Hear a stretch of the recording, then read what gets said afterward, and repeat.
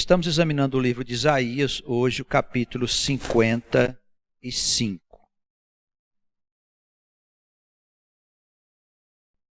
Ó vós todos os que tendes sede, vinde às águas, e os que não tendes dinheiro, vinde, comprai e comei. Sim, vinde, comprai, sem dinheiro e sem preço, vinho e leite. Por que gastais o dinheiro naquilo que não é pão? E o produto do vosso trabalho naquilo que não pode satisfazer? Ouvi-me atentamente e comei o que é bom, e a vossa alma se deleite com a gordura. Bem, o capítulo 55 aqui faz algumas considerações relacionadas com o mundo novo, com a nova humanidade. E bem no primeiro versículo, ele mostra para nós como será a vida futura. Nós temos entre nós a crença de que o paraíso é aqui mesmo na terra e que nós vamos ser os artífices deste paraíso. É nós que vamos construir o futuro depois dos eventos apocalípticos. Eu tenho dito aos irmãos que um novo estilo de vida, uma nova maneira de viver estará na pauta da vida planetária, em todas as nações. É claro que estas coisas serão instituídas sob a orientação do povo de Deus, do Israel bíblico. E esse capítulo fala muito sobre isso. Mas será uma vida sem dinheiro, onde você não vai ter necessidade de comprar as coisas.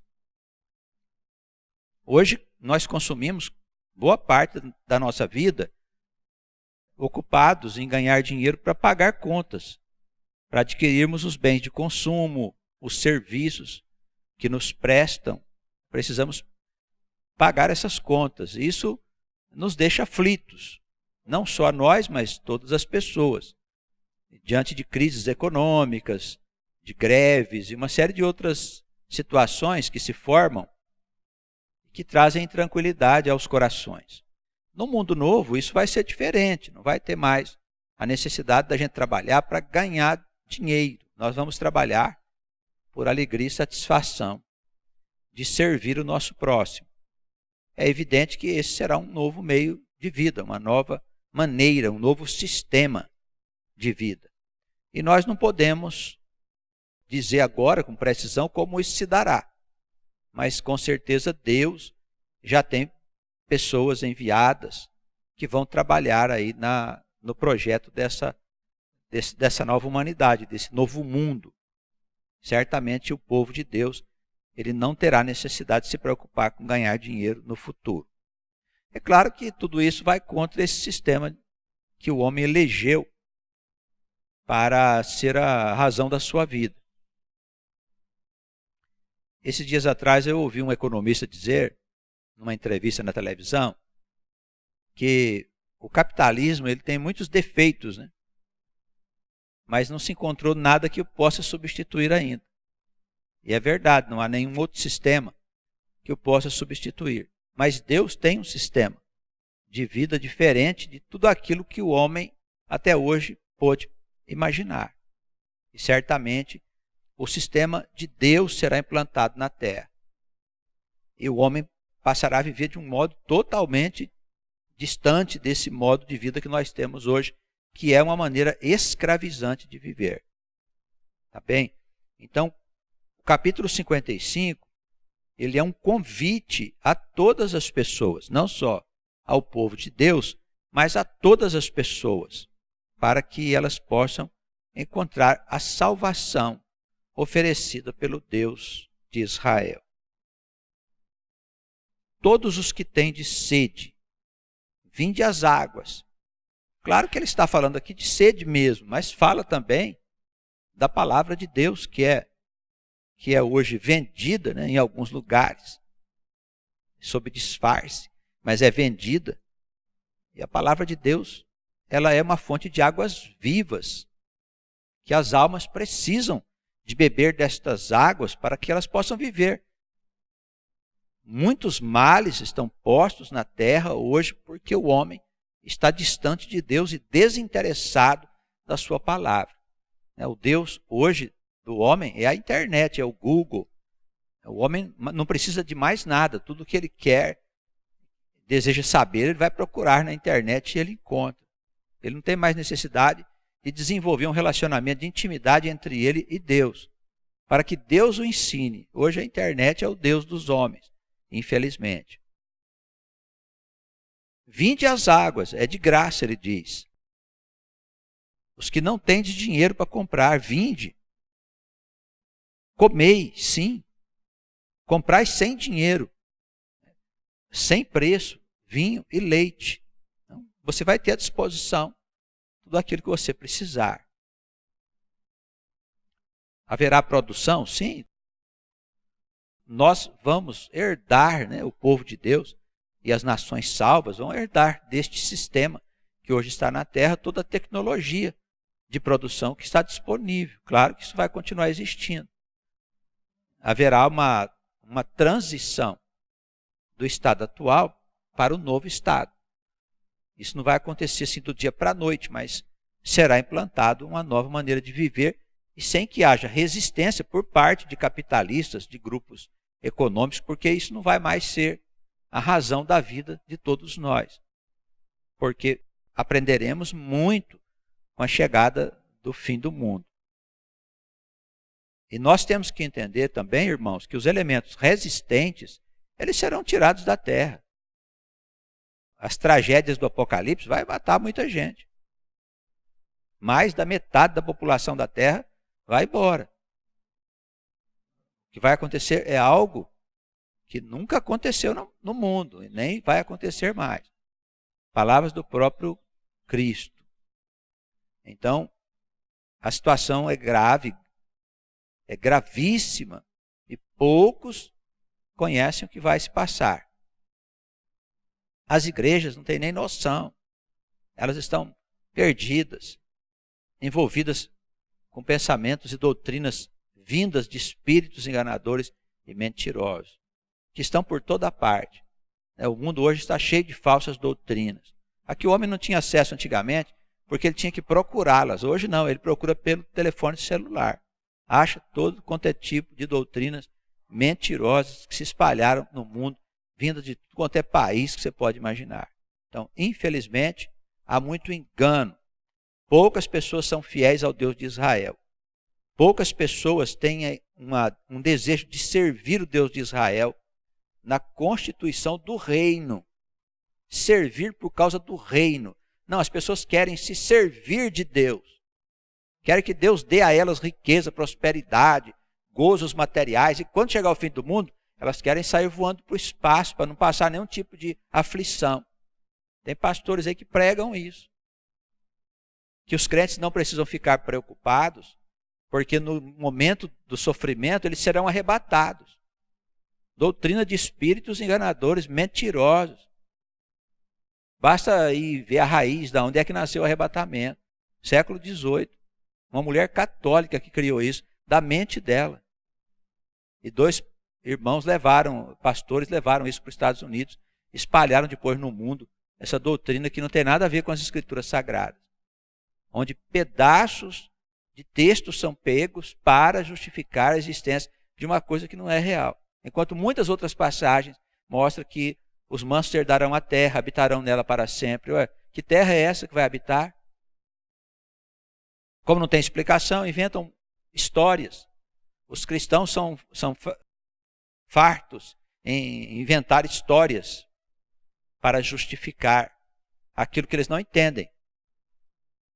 É o tal do reino milenar, que vai ter um juízo, um fim do mundo, aí vai prender o diabo, aí vai ficar 1000 anos um reino na terra de paz, aí vai soltar o diabo de novo, aí vai vir o juízo final. Assim, uma série de coisas desconexas, que não tem nada a ver com a verdade do conjunto de ensinamentos das Escrituras sagradas. É um conjunto de ensinamentos. Então, infelizmente, as igrejas estão perdidas, envolvidas com doutrinas vindas da mente de espíritos enganadores. Infelizmente, são poucas igrejas sérias e idôneas que estão preocupadas com a aproximação do fim dos tempos.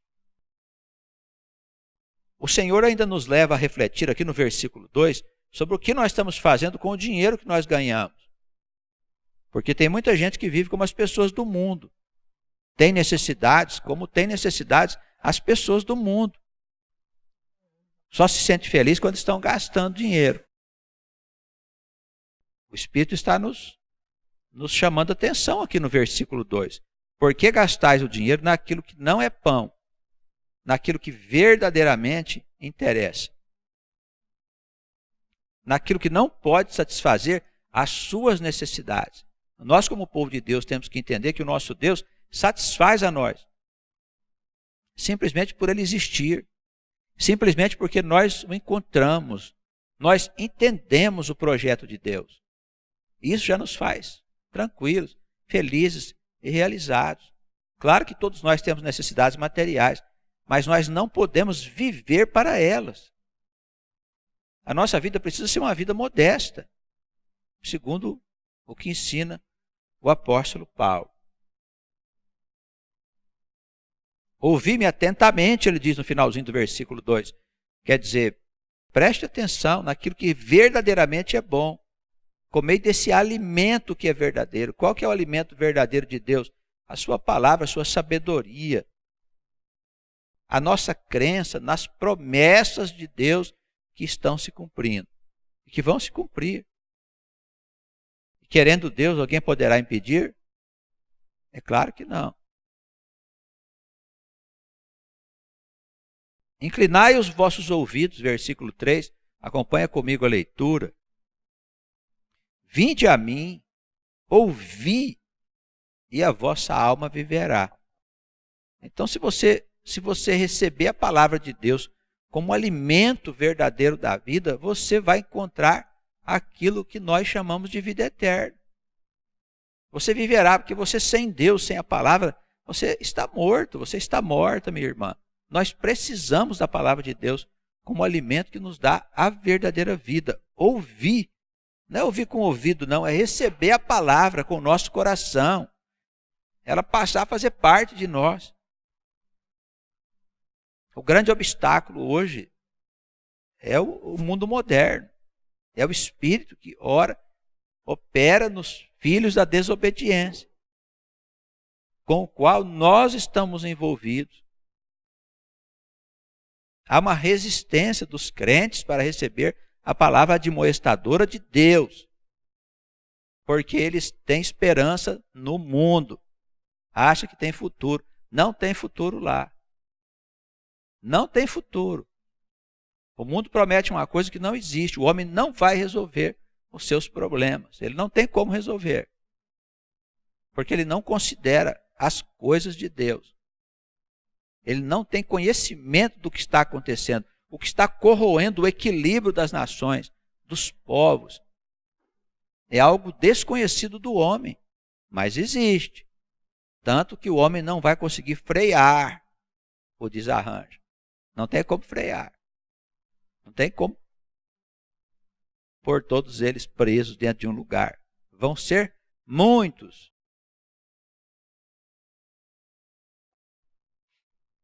Ouvi e a vossa alma viverá. Versículo 3. Porque convosco farei uma aliança perpétua. Uma aliança perpétua. O que quer dizer uma aliança perpétua? Que durará até terminar a eternidade. Aqui a palavra perpétuo tem essa conotação de para sempre, enquanto durar a criação. A criação ela tem fim, os irmãos sabem disso. Não pode não ter fim porque ela foi gerada. E o Gênesis testifica isso. Uma coisa só pode ser eterna se ela nunca foi criada e sempre existiu. Que é só o nosso Pai que sempre existiu, que é o nosso Criador. Ele sempre existiu. Esse sim é eterno, mas a criação vai cessar um dia. Então, a aliança que ele propõe para nós é que seja estabelecido um pacto, como ele estabeleceu entre ele e Davi, de que cercaria Davi e cercará nós todos de cuidados e de bênçãos, perdoando os nossos pecados, as nossas transgressões. Eis que eu o dei por testemunha aos povos, como líder e governador dos povos. Aqui, a interpretação desse versículo 4, quando eles falam aqui de Davi, 3 e 4, há toda uma confusão entre os intérpretes, né? Porque uns dizem que é o Cristo, outros dizem que é Israel, outros dizem que é Davi. Na verdade, pode ser mesmo uma dessas três coisas. Mas qual que é o sentido literal? O sentido literal é Davi, como se ele fosse um governador dos povos. O pacto foi feito com quem? Foi feito com Davi. Então, nós interpretamos por essa linha de entendimento, embora respeitemos quem pensa que está aqui em referência o próprio Israel, que será a luz dos povos, o próprio Senhor, que será a luz dos povos. Uma mesma coisa, vista por vários ângulos. Na verdade, tanto faz. Mas o sentido literal está se referindo a Davi. Eis que chamarás a nação que não conheces, e nação que nunca te conheceu, correrá para ti. Versículo 5. Por amor do Senhor teu Deus e do Santo de Israel, porque ele te glorificou. A palavra te glorificou, que quem foi glorificado foi o Senhor, que é o filho de Davi. Então, o plano de salvar essa humanidade envolve chamar todos os povos. Deus quer que todos os povos se salvem, que todas as almas um dia se tornem filhas de Abraão pela fé. Porque todos nós nascemos de uma mesma raiz, do mesmo começo nesse mundo, para esta humanidade. Entendendo as coisas pelo ponto de vista do renascimento sucessivo e da eternidade das almas, e de que elas foram criadas quando o universo foi criado. As almas de todo o universo, não só desse mundo, mas de todos os mundos habitados do universo. É algo grandioso, além da nossa imaginação. Então, ele vai chamar todas as nações para que elas possam participar. Buscai ao Senhor, versículo 6, enquanto se pode achar. Invocai-o enquanto ele está perto.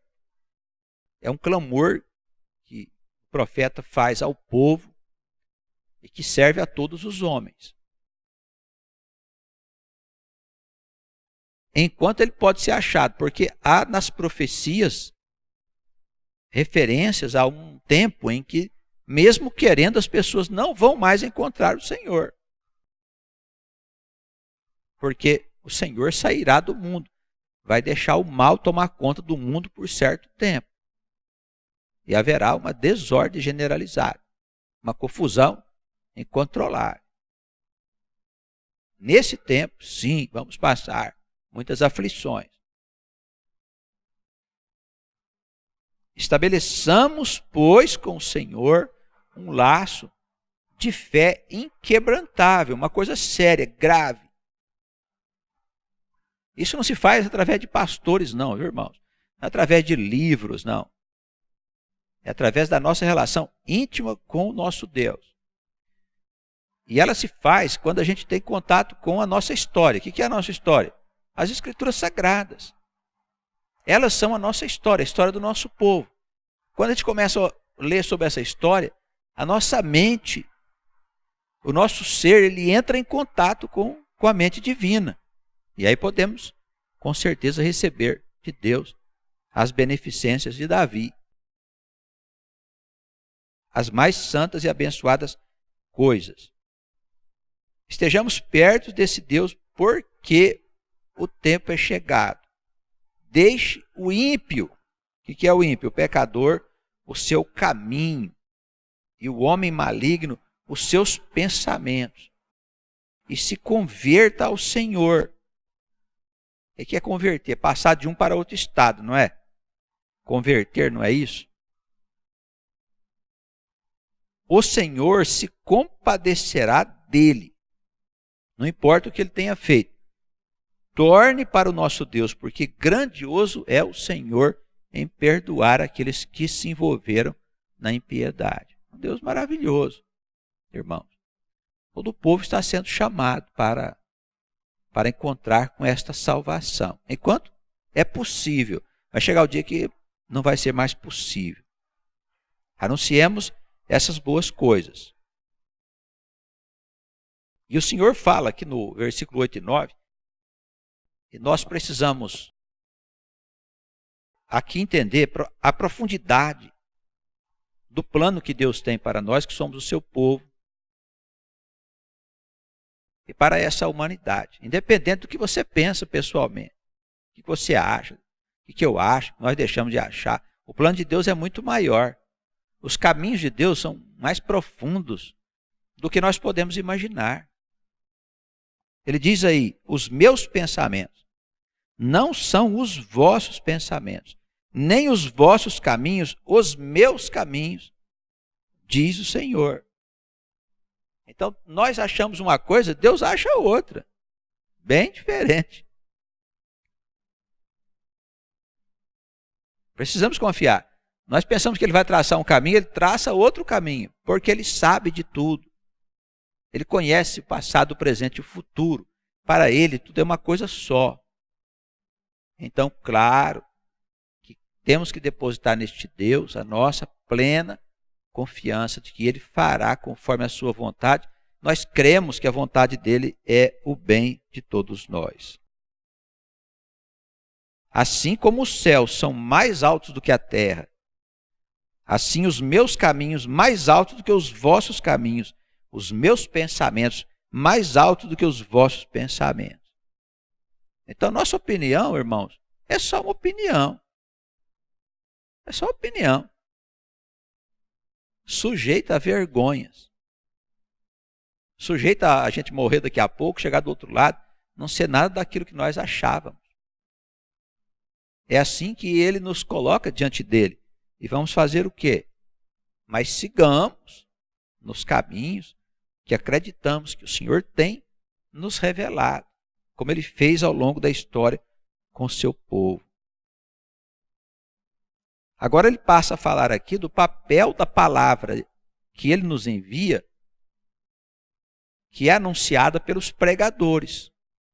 E a forma como o Espírito, através dos anunciadores, ele age para poder converter a pessoa a ele ou para condená-la. Então, quem anuncia a palavra de Deus está condenando ou está salvando a alma a quem você está anunciando. Os irmãos, estão compreendendo? É muito grave essa anunciação. Será que nós estamos dispostos a anunciar a palavra de Deus? Porque até agora não fazemos nada. O que fizemos até agora? Nós batemos na porta de alguém para anunciar a palavra. Tem outros irmãos que fazem isso. As testemunhas de Jeová fazem isso. Não é? Elas batem lá para anunciar o reino, que nós estamos aqui falando desse reino. Elas batem lá na porta para anunciar. É certo que elas têm uma visão um pouco diferente da nossa, mas estão anunciando o reino. E nós anunciamos para quem? Há que se perguntar. Assim como desce a chuva e a neve dos céus, e a palavra dele é sempre muito poética, né? E para lá elas não retornam, mas regam a terra e a fazem produzir e brotar, e dar semente ao semeador e pão ao que come. Assim será a minha palavra que sair da minha boca. Ela não voltará para mim vazia. Antes fará aquilo que me apraz e prosperará naquilo para que a enviei. Para que a enviei. Então, o Senhor, ele anuncia a sua palavra através de quem? De nós. Quem são os anunciadores? Somos nós. Que palavra nós vamos anunciar? A palavra das Escrituras Sagradas. Às vezes você tem um outro livro aí, mas que você acha bonito e tal. Tem muitos livros, né, que falam do além, que falam da vida eterna e tal, vida espiritual. Amém. Não estamos indo contra ninguém. Mas a palavra a ser anunciada é o chamado de Deus a respeito do reino que consta das escrituras sagradas. O nosso negócio, nós que somos o povo de Deus, são as escrituras sagradas. Nós não temos outra conversa para ter com os outros. É isso. Ou é isso, ou abrimos uma janela para entrar tudo quanto é tipo de espírito. Os irmãos concordam?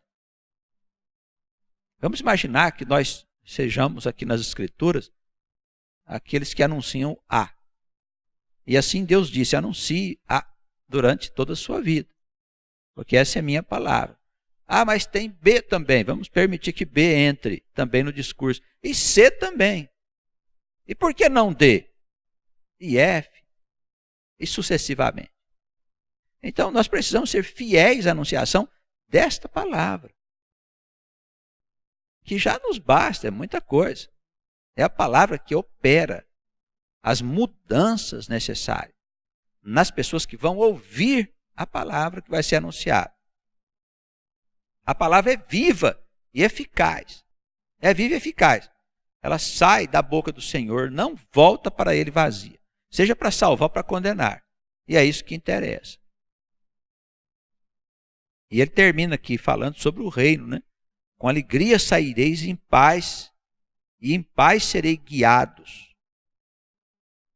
Os montes e outeiros romperão em cântico diante de vós, e todas as árvores do campo baterão palmas. Em lugar do espinheiro crescerá a faia, e em lugar da sarça a murta, o que será para o Senhor por nome e por sinal eterno que nunca se apagará. Então, o reino de Deus será estabelecido, com certeza, pela ação operosa e poderosa do Deus eterno. Ninguém pode impedir isso.